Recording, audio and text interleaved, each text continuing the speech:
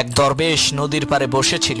একজন লোক এসে সেই দরবেশকে বলল, হুজুর, আমি যদি জীবনে সফল হতে চাই তাহলে আমার কি করতে হবে? দরবেশ লোকটিকে নদীর পানিতে ডুব দিতে বললেন। লোকটি পানিতে ডুব দেওয়ার সাথে সাথে দরবেশ তার মাথা পানির নিচে চেপে ধরলেন, যাতে সে তার মাথা পানির উপরে উঠাতে না পারে। পানির নিচে সেই লোকটির নিঃশ্বাস আটকে গেল। সে পানির নিচ থেকে উঠার জন্য ছটফট করতে থাকলো। কিছুক্ষণ পর দরবেশ তাকে ছেড়ে দিলেন, আর সে পানির উপরে উঠে দীর্ঘ শ্বাস ফেলে হাঁপাতে থাকলো। দরবেশ তাকে জিজ্ঞেস করলেন, তুমি যখন পানির নিচে ছিলে তখন তুমি কি করতে চেয়েছিলে? সে বলল, আমি পানির উপরে উঠতে চেয়েছিলাম। দরবেশ তখন বললেন, সেই সময় কি তোমার দুনিয়ার অন্য কোনো কথা মনে ছিল? সেই লোকটি বলল, না, দুনিয়ার কোনো কিছুর কথাই আমার মনে ছিল না। আমার শুধুমাত্র একটাই উদ্দেশ্য ছিল যে আমি কিভাবে পানির নিচ থেকে উপরে উঠে আমার প্রাণ রক্ষা করব।